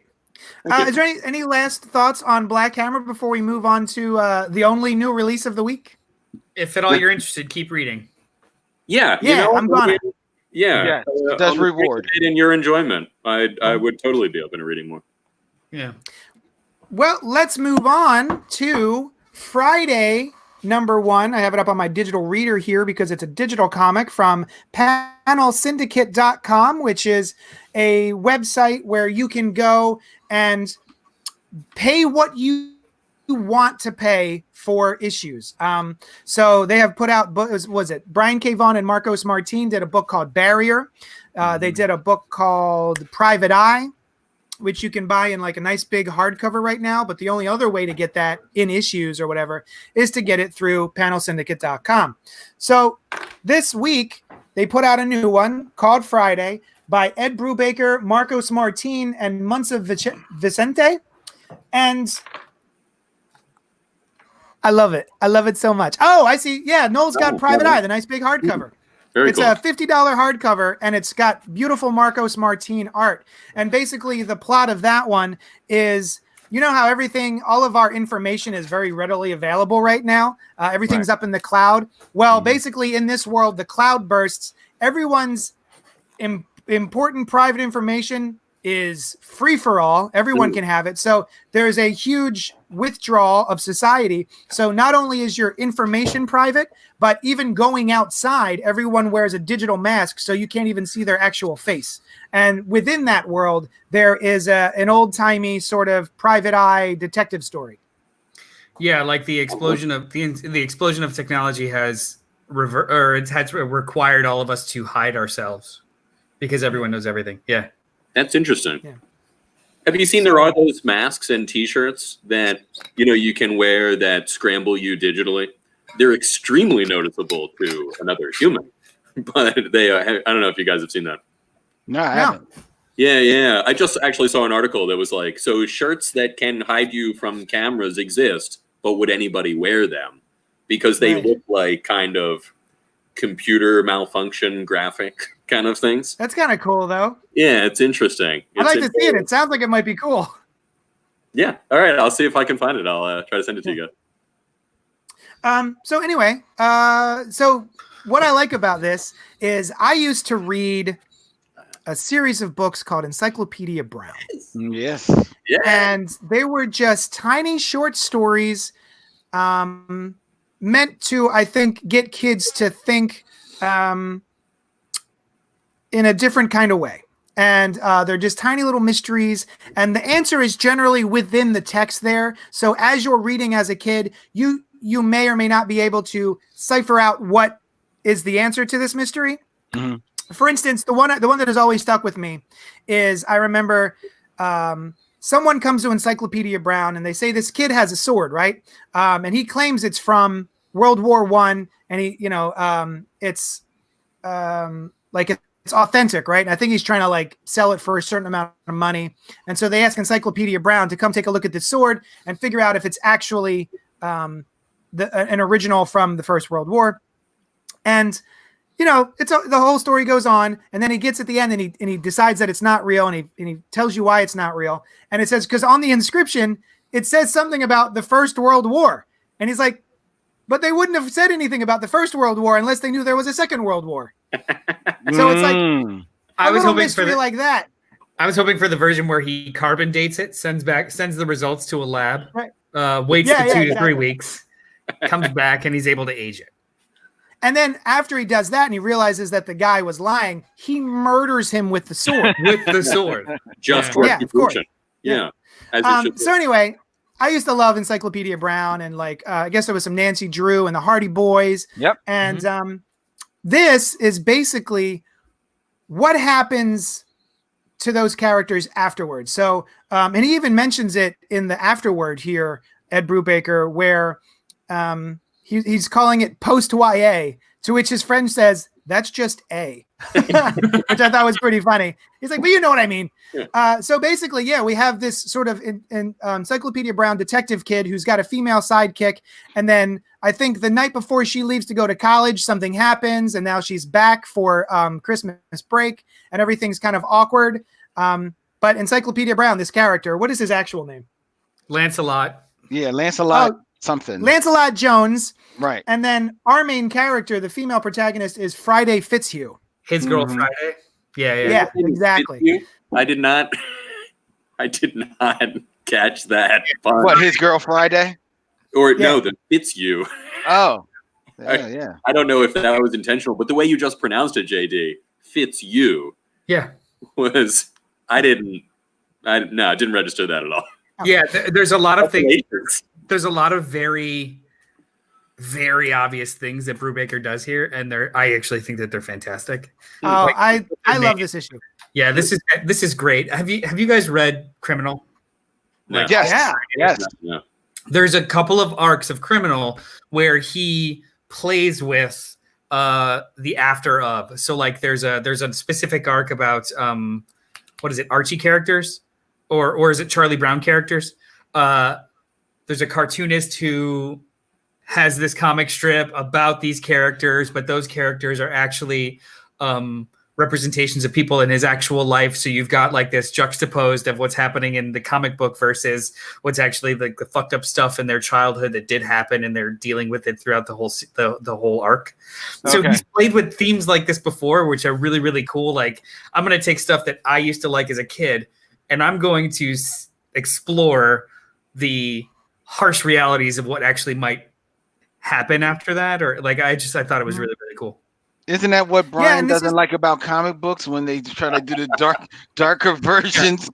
Well, actually, I was just getting ready to say this aligns perfectly with Black Hammer, because we have another book that is using a pastiche. I'm out of coffee.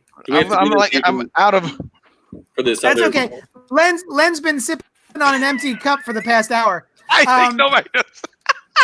Oh, I noticed it the first time. I was like, there's nothing in there. But basically, we've got a writer using this sort of character but making it what happens after this event. So these actually align perfectly, I think. And this is not the first time I've read a book like this. I have a book on my shelf, which I think is very similar, called Meddling Kids, which I think is a look at sort of like a Scooby-Doo gang. And then there was a book I read several years ago, very dark, very morose novel about exact same kind of thing, where we have almost exactly the Encyclopedia Brown character, but he grows up and he becomes mentally unstable because all he sees are mysteries now, and he's very paranoid and everything. And so he grows up and he lives in a home and all this other stuff, but he also has to figure out this mystery. So I'm a sucker for this type of thing. I like these. Oh yeah, I'm a sucker for I enjoyed this a lot. It's funny. I grew up just like you, reading all the Encyclopedia Brown books, and some Nancy Drew and Hardy Boys. So I immediately, resonated with the world that he was bringing us back to. But I also too thought it was cool, this Lancelot Jones character, that I immediately could see, oh, this is the guy that is scared to leave home because outside of home he's not the hero. He doesn't have the cops on speed dial coming to check him.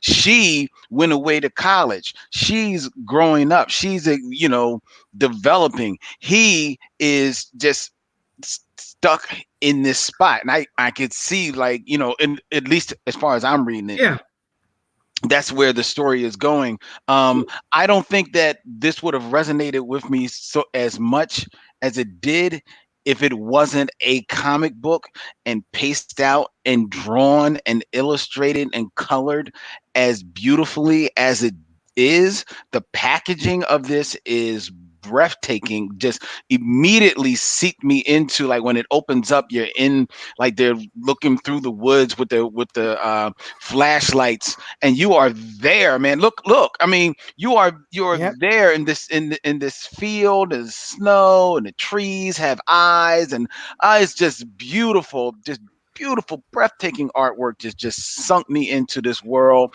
I love the character designs, were so spot on, so specific, and just like little character beats. There was a beat where Friday is like lighting a cigarette, and I could literally see like a human being lighting a cigarette the way that she does. It's just spot on. It's beautiful.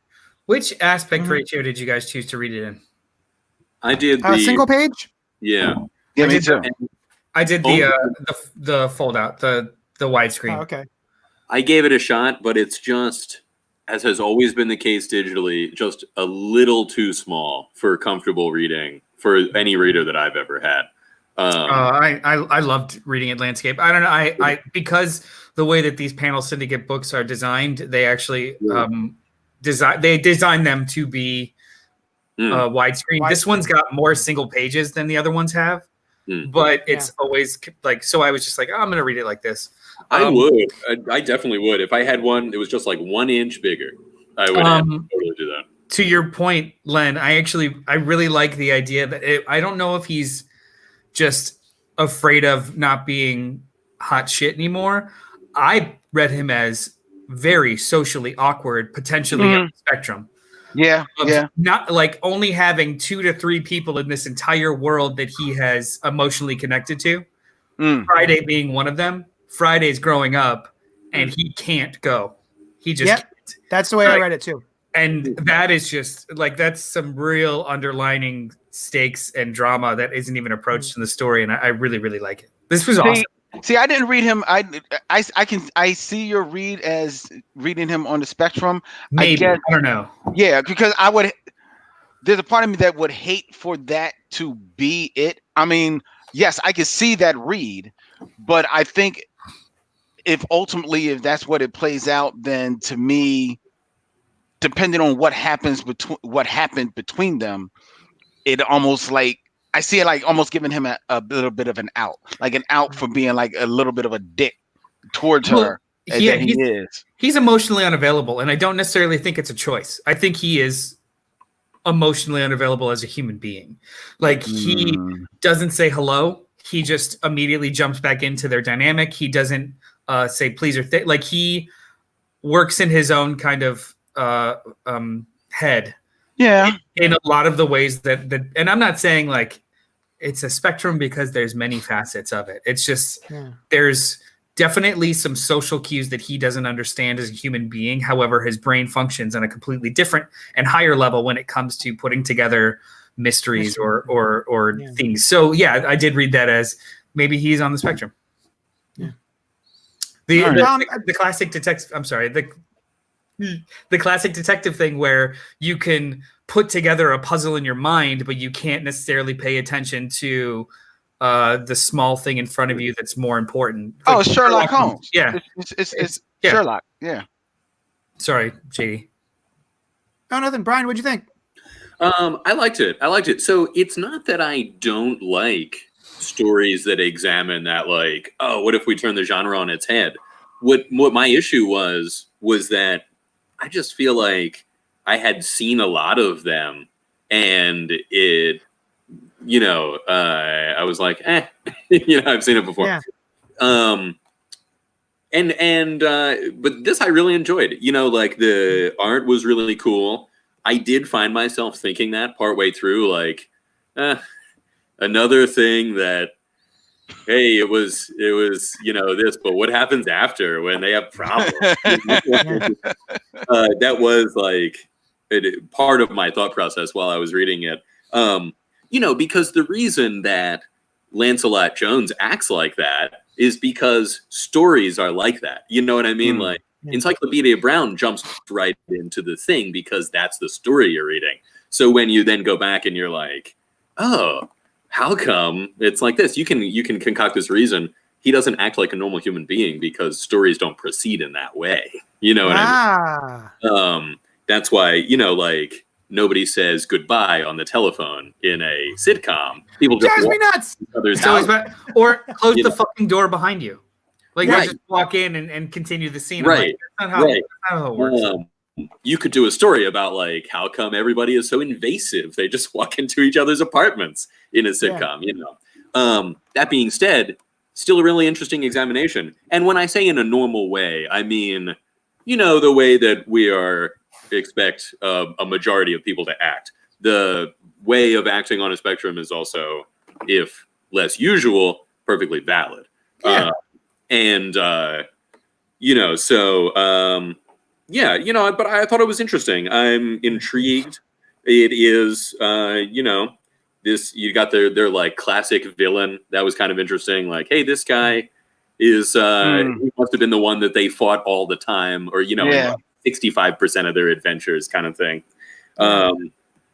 Her snowball with a rock in it. I mean, you could just throw a rock. you. Yeah, I was wondering that too. One of my notes was, first of all, that's a murder weapon. I'm going to launch the biggest rock I can find at your head, but it's okay because I patted it with some snow. Exactly. I mean, the kids, like in those books, there was a lot of like wanton destruction and pain, like hitting the head with shovels and stuff. Like the fact that it's like harsh is kind of fun. It's part of the joke. The fact that they do it now and it's murder. It's straight up assault and not just throwing snowballs with a battery in it. Like it's assault. Oh, don't worry, guys. I'll stop this thief. Oh, he's dead. I'm so sorry. Oh God. Oh, geez. When you think about if in reality people did the things that for whatever expedience or grandness' sake they do in stories, that shit would not fly. You know, in a lot of different ways. Not even a little bit. No. Right. Yeah. And one of my other notes. I'm sorry. One of my other notes was because it's a digital book. Mm-hmm. You get your cover here Friday, which is a lovely cover. A lot of negative space, expertly used. And then you go to the next one, and I go, oh no, so what's wrong with my reader? Oh, it's all black. And then I go, boop, and then snow appears. I love that. That was cool. So, but then after that, it goes to a regular page, and then everything after that is regular pages. So I was kind of excited because back when we started seeing digital only comics from Marvel, part of it was almost like animation. Yeah. So the way it would go from black to snow, and then, you know, as you cycled through and tapped to the next page, it would be the same exact static image of two people having a conversation. But what would happen is word bubbles would be added.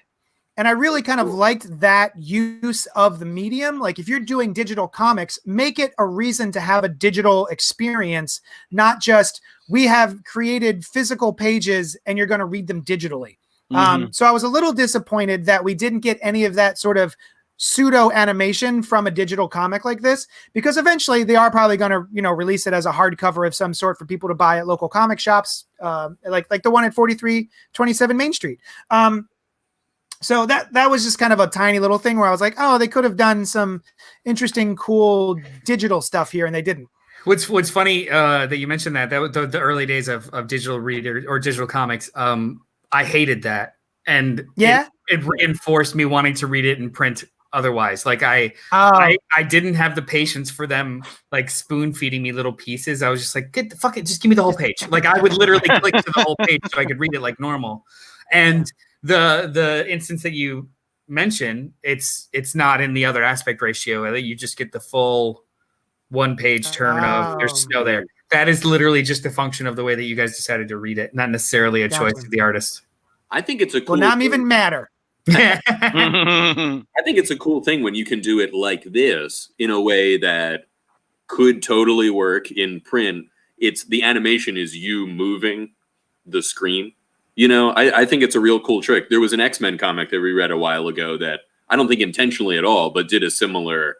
It was like exactly the same page, but time passed when Storm went in with some other people went into that hyper. Yeah, it was giant size X-Men, Jean Grey and Emma Frost. No, before that, the thing. Oh, X-Men. It's like X-Men number 6, where they went into the world. Yes, when they went into that world, there were 2 pages that, like, as you clicked through, just like 1 or 2 things changed, or like the color scheme changed. Mm-hmm. It's just an interesting use of the digital medium that isn't the same as popping in panels just to do it, but just the effect of changing one page to a next is interesting to explore. Also, it took me a minute to realize what time period we were in here. And it literally, because fashion is such an interesting thing that sometimes I look around and I'm like, oh, okay, this is the 70s. Oh, wait, nope, this is modern day. It's just happened to have some of the fashion of the 70s because that's how fashion works these days. Right. But it wasn't until literally this panel where she's walking past a TV store. And I was like, oh, okay, we're in the 70s or the late 70s, early 80s. Oh, interesting. Yeah, because a lot of those stories are like based in the 50s and the 60s of the kid detective in the treehouse. There's no like they are like Hardy Boys and stuff. That's very 50s, 60s. So they aged them appropriate. Her going to a college dorm at age like 18, a shared landline, and taking the train back home for a weekend, kind of a thing. Yeah. Was Encyclopedia Brown set in the 50s? Do you guys remember? I don't know. I had the impression it was modern times when I was reading it, but that doesn't really mean that much. I mean, is Nostalgia Painting the television show that was on too when we were kids? Is that also painting your recollection of the basis of it? Encyclopedia Brown was a TV show. Yeah. Oh, well, very early time, 80s. Right? Yeah, like in the early mid 80s. Yeah, I vaguely remember was that. Was it live action? Yeah, it was cartoon, right? Oh, no, it was live action. It was live action. Oh, I had no idea. No. Yeah. Nobody else did either. Yeah. You did. Oh, so a quick note to go back to earlier. You did. A quick note to go back to earlier. Wait, are you talking? Yes. So you guys like the book? AD was talking. I liked it. To answer your question. Cool. What was that? Thank you so much for joining us on this episode of Spoiler Alert. The quick note. No, the quick note. I've been your host, Johnny Destructo. The book I was talking about earlier was The Boy Detective Fails. Oh, I haven't heard of that. Neither have I. Yeah, me neither. Where do you go when you die? A deep melancholy permeates the pages of The Boy Detective Fails, a magical little book that asks questions about growing up and growing old, the death of innocence and imagination, loss and grief via the story of an adult boy detective. Wait, didn't Brubaker also do something like the Dead Boy Detectives or the Dead? Not Brubaker. They were characters in Sandman. I have that. I've never read it. It wasn't. Who was the writer of that?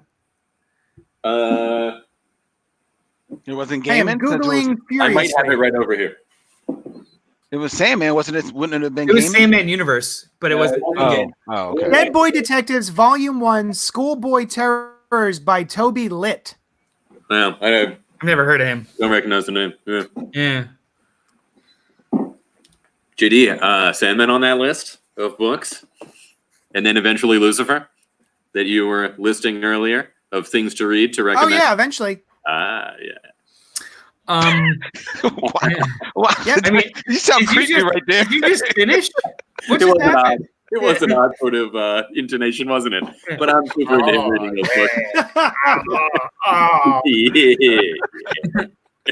Sandman. Can you call me when you read them and just breathe? Yeah. Any final thoughts on Friday? This is great. I loved this. Yeah, I loved it. Yeah, it's a great. You guys. Go ahead. Oh, I'm sorry. Let me ask you guys. Reminded me of there's a skit on YouTube by the guy who does those pitch meetings, where it was like every podcast host ever, and it was literally just 3 whole minutes of the host talking to a guest and being like, let me ask you one thing. Let me just ask you a question. Listen, here's a question. I just want to ask you this one question. Listen to this question. I'm going to ask it to you. Let me ask you this thing.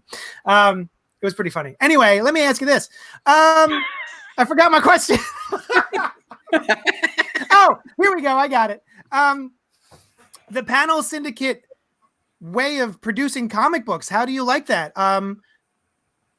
Is that something you're going to go back onto Panel Syndicate and maybe buy some more of their digital books? Yeah, I think it's pretty cool. You know what I found myself wondering is what is an appropriate price? So you could say $2.99, that's the normal price. You could. Or I could also say you're cutting out a lot of if you're somebody who's concerned about it but doesn't have a lot of money, like what's fair? Right. There's a lot of expense that's cut out also. Right? Mm-hmm. Like there's no shipping, there's no printing, none of that stuff. So, what are your guys' thoughts? What's the value to you? What's that? What's the value to you? So I didn't for a second consider the cost of the printing process so much as the value of me, like the value to me, what I would pay to read this because I want to read it.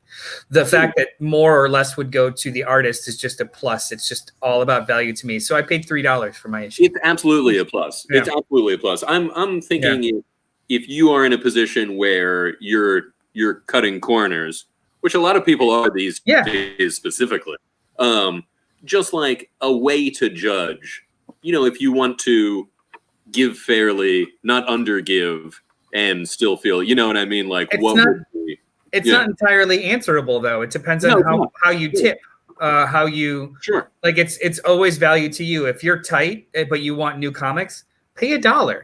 But if you just do a quarter or 5 cents because you're able to, you're doing it despite the fact that they're allowing you to do it that way. Do you know what I mean? Like I feel like it's two different conversations. Can I only do this because I can't afford it, or what's it worth? Like Well, I think an estimation of like, it's not about what it's worth, because in a perfect world, everybody would get all the money they ever wanted. I'd love to give them $100 an issue. You know what I mean? So I see where you're coming from, the value to you, but I don't think it's being.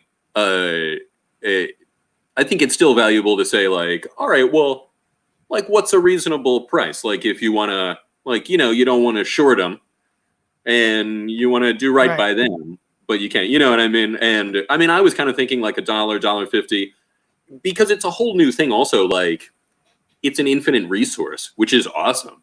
That once it exists, it exists. So it doesn't cost them anything for you to download it. Maybe server space or whatever. Yeah. I wouldn't feel right paying under $2 per issue. Okay. I also think that you're overthinking it. Very much so. And also to me, like, if I decide to buy the second issue, I might just wait till this is collected, because I do prefer the physical medium. If I were to buy the next issue, I would probably pay $1.50 to $2. Like the initial buy-in being 3 or more, and then however many subsequent issues it is, because that would be the cost of a collection would be 15 to 20. So like it would just all kind of even out. But I really do like sometimes when artists will do this, pay what you want, they'll give you a suggested amount. Like at least this would be great. That's awesome. And it's usually very low too. So I don't know, like if I was walking into the store and I saw that this was on the rack, and what I assumed like how much I would pay to like want to read that now is just what I went with, which was $3. If it was a $2 special, I'd been like, awesome, that's a steal, and I would take it too. That makes sense.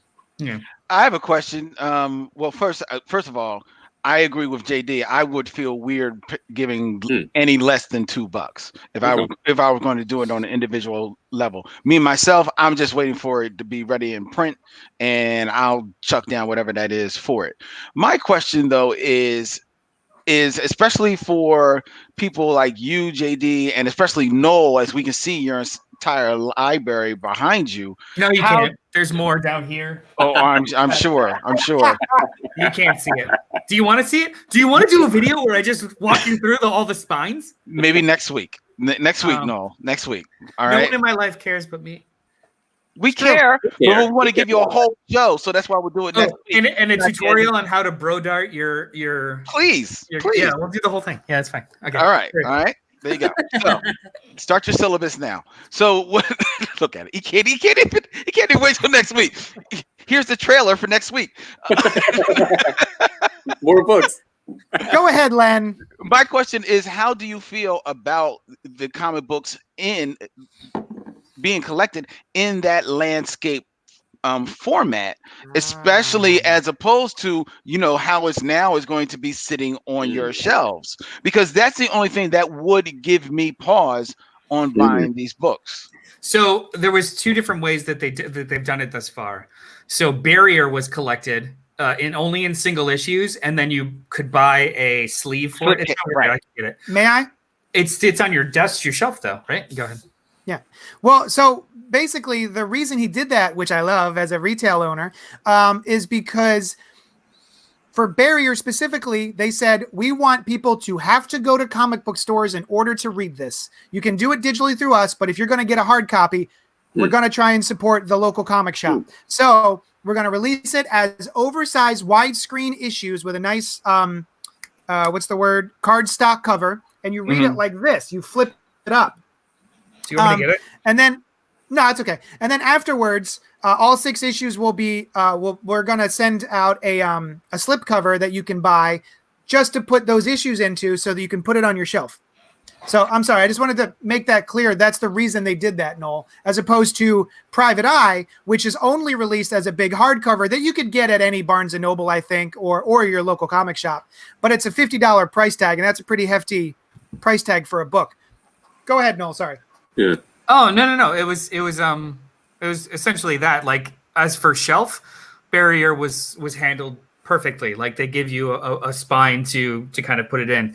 Whereas this, it sits next to Wednesday Comics hardcover that doesn't fit in anything around anything. I literally just have it like here. There's always a section like that, right? Of anyone's book. Yeah, like the stuff that just like is on top of the shelf because it doesn't fit. Yeah, exactly. Like I'll tell you the history of the Marvel Universe. These prestige or these treasury editions, they're just slightly bigger than absolutes, so they do not fit in Calyx. Yeah. Yeah. But the thing is, the difference is that with something especially like Wednesday's Comics, which is meant as huge as it is to fit on a shelf, but also kind of like meant to be kind of like displayed a little bit as well. You know, that is definitely a book that's supposed to kind of sit on your shelf and but build it better then, because it's starting to warp. What are you talking about? I hate that. Wednesday Comics. Yeah. That was a fun experiment, by the way. It was. I love it. I mean, if it was readily available, I'd say let's talk about that. I'll tell you. Do you guys have? I have all the original issues. Oh, nice. I do back in storage, like the newspaper issues. Yeah, me too. Yeah. All right. Let's wrap it up. Let's get the hell out of here. Let's go read some more comic books and come back next week to talk about them. I've been your host, Johnny Destructo. Thank you so much for watching the Spoiler Alert podcast on the Cult Pop Network. If you are on YouTube, you can visit us there and leave comments. If you're on Facebook, we stream it there. Noel, do you got something to say, or are you just finger gunning? No, I was just thumbing up. Oh, dope. If you want to help the show out with some money, you can go to patreon.com/JohnnyDestructo. If you want to order some comic books, my shop is still doing mail out. So contact me any way you can. And what else? Brian, where can people find you? Well, it's at BrianLeapDesign.com. Designs. It's a Brian's Leave Designs. Brian's Leaves. Yeah. BrianLeapDesign.com. I can be found. All right, Noel. You can find me here with you every week. Also on Twitter at Mr. Bartocci, MrBartocci, which I'll probably put in the Chiron next time too. Or all the social media channels. Just say hello. Nice. Hey, you can holler at a Tribble. Holla. You can find me on all the social medias, Bat Tribble, the Bat Tribble. Type it in and you'll find me. And also follow my crew, the Black Tribbles, on Facebook, every place that you find podcasts. We have a YouTube channel. We're doing YouTube and Facebook live shows every Thursday. This past week, we played Superhero Pictionary, which was a lot of fun. And this week, I'm not sure exactly what we got planned. I think we got some kind of RPG thing planned. I'm not sure. We're going to be bugging out. We wild out. Follow us on Black Tribbles. Holla at a Tribble. Much love. All right. So one more thing before we go, in case you haven't heard, DC released a bit of news. So they are going to be rolling out a very soft rollout of some new issues starting on April 28th, Tuesday, April 28th, not Wednesday, New Comic Book Day. It's available on Tuesdays. So contact your local comic book store and see if they're going to be getting in these books. There's 5 of them, 5 new issues for that week. And they're not even all new. The releases are Batman number 89, third printing. Batman Giant number 4, Daphne Byrne as part of the Horror Hill House imprint from DC Comics, Daphne Byrne number 4 of 6, Sandman Universe The Dreaming number 20, and a second printing of Nightwing number 70, which I believe is the beginning of the Joker War series. So, yeah, February, April 28th, these books will be on shelves at your local comic shops. Get in contact with them. If you want those books, let your shop know. If it's not already on your subscription, please contact me and let me know you want them so that I know to get them for you. I'll probably only be ordering for the subscribers. And then, the next Tuesday after that, we've got Batman and the Outsiders, DC Superstars Facsimile Edition, The Flash, Green Lantern, Hawkman, House of Whispers, and Joker Harley Criminal Sanity. So if you're a DC fan, they got more hard copies coming your way. Contact your shop. That's it. Thank you so much for joining us, and we will talk at you later. Da, da, da.